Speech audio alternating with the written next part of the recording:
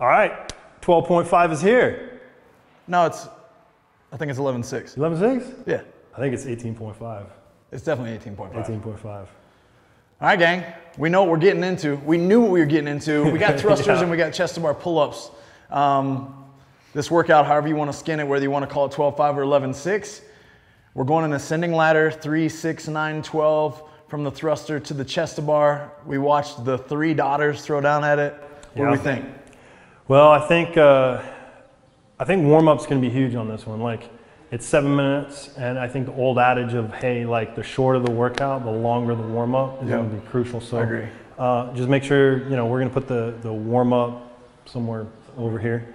And yeah, just make sure you guys get warmed up thoroughly. That's the biggest thing I see when I see this thing, because it's going to be hot, it's going to be fast, and you got to speed up to anticipate that type of work, right? Absolutely. So it's going to be fun. I think, I think Annie mentioned that, they asked, hey, what does it feel like? Well, it feels like 2 friends, right? 180 reps, 90, like that's pretty much what it is if you go that deep. And so think about that, right? What's your Fran time? How much work can you get done in 7 minutes? I think if you start there, you can kind of, it'll help you pace a little bit of where you're going to start, how you're going to open up, and then anticipate what minute 5, 6, and 7 is going to feel like. Yeah, I agree. And I'll piggyback off even what Nick mentioned with the warm up out the gate.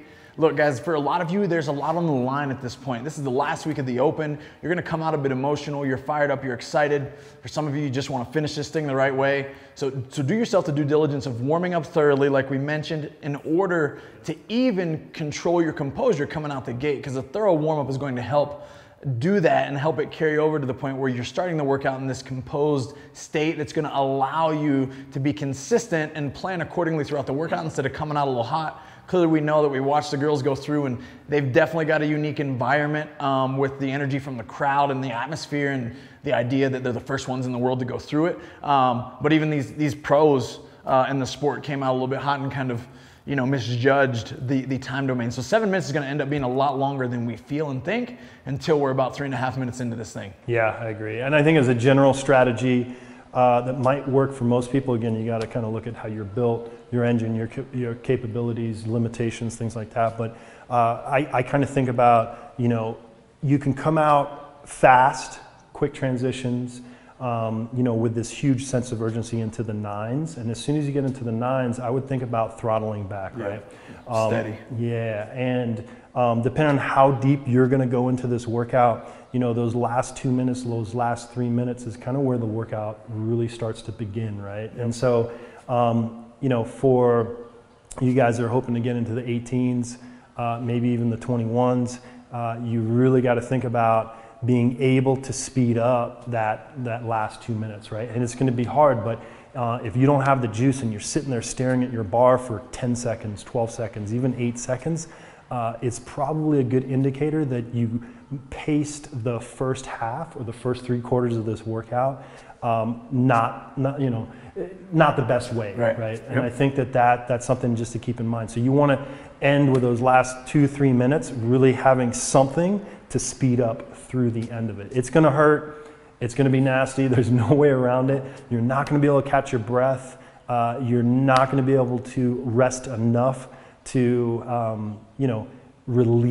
get any relief. And so just, first of all, just get that right out of your mind, right? You just got to go. Absolutely. And I think anticipation is a big key here. Like you mentioned, knowing your limiters, it's like anticipate how it will feel in the round of 15 and how it will feel in the round of 18. And what I mean by that is, if you're dropping the bar when you need to drop the bar, it's too late. If you're dropping off the pull-up rig when you need to drop, it's too late, right? If we're running risk of seeing no reps, if we're running the risk of grip failure, or if we feel like we're just blowing up our legs and the lungs are burning so bad that we've got to rest, we're likely going to rest too long. So it's about a little bit of humility, understanding like how you're feeling in the moment and anticipating, okay, this is a good time. Drop here, step back. 2 big deep breaths, step back, go again. Control that composure and body language. And we saw even Annie, it's like there are times where these women are hands on their knees, barreled over really deep, and they're trying to find room to breathe, and that's okay. but they were staying there for 10, 12 seconds before they ever got back to the bar. If we can anticipate the rest and get back to the bar just a split 4 seconds sooner, if that rest turns into 6 instead of 10, that really adds up as the workout goes on, and there's just less dead space or dead time. Yeah, and really when you think about it, it's the last week. For a lot of you, it's the last opportunity to get inside that bubble. Yep. And those 8 seconds will be the difference, right? And you know, take a couple of those big rests and you're out of it, right? And that's serious, right? Like, yep. Like it's super competitive this year. The point spreads are really, really narrow. Mm-hmm. And so just think about it going in, right? The willingness to suffer will get you to the next spot, most likely. Yep. And everyone's gonna be fighting just as hard. And so it's really about making a conscious decision about moving, you know, regardless of how you feel, regardless of what you're thinking, that self-talk that's happening. 7 minutes is long enough to have like probably 12 conversations with yourself. Oh my gosh, so many conversations. Right? Go through like the whole grieving progress, yeah. Right? All of it. Anger, you know, like, anyways. So really commit to making a decision and constantly making a decision in spite of how you feel, in spite of what you're thinking. I think that'll go a long ways. Yep, I agree. And we know that there's a lot on the line here, so repeatability in this workout seems to be pretty high. As long as you can save your hands, clearly hand care is important. I made a post today right after they announced the workout. I'm like, showed my hands from a 2011 regionals going into day 3, just like hands looking like Freddy Cougar. Clearly hand care, and you guys at this point, you've done enough preparation, you know what you like. Hopefully you know what wraps or what tape or whatever, if you're gonna tape the bar, make sure that you got all that stuff set up so that you can withstand the amount of volume that you'll be going through in regards to chest to bars.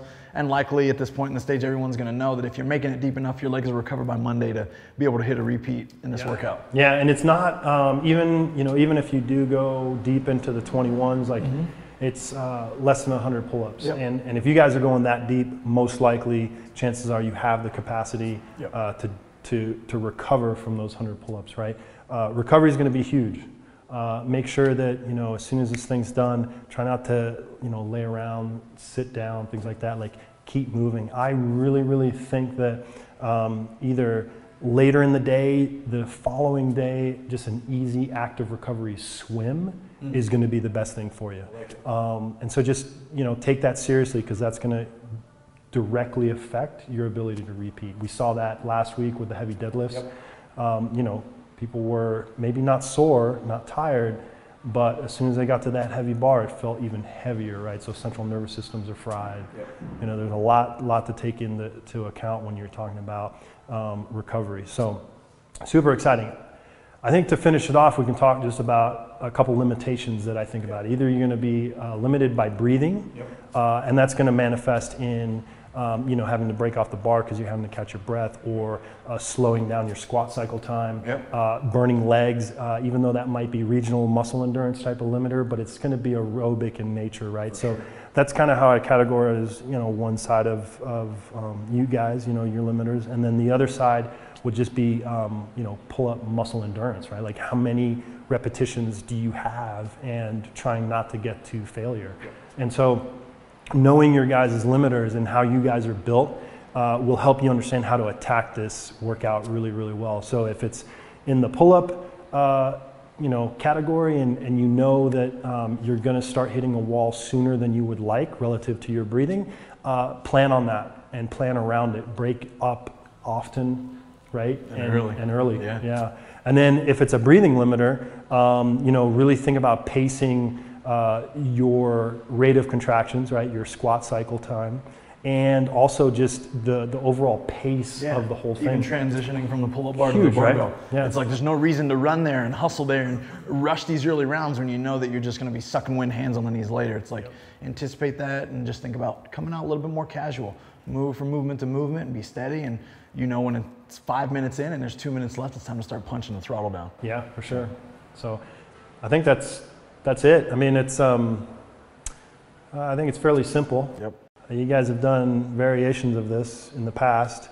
You know what it feels like to have an ascending ladder, right? And for things to go deep and how that changes, right? So you have that kind of experience, and Yeah, it's gonna be a fun one. It's classic CrossFit workout in a way, right? It's awesome. There's really no more classic that we can get than this. So I'm excited to watch what the community is capable of. I think it'll be an amazing comparison from the last time we did it in 2012 to now. And so hopefully if you guys have been around as long as I have, that you're gonna see some drastic improvements in your scores, and we'll be seeing where the community has gotten over the last 6 years. It's probably gonna be amazing. Yeah, it's gonna be awesome. So looking forward to, seeing all your guys' scores and, on to the next step, regionals. Yep, punch that ticket.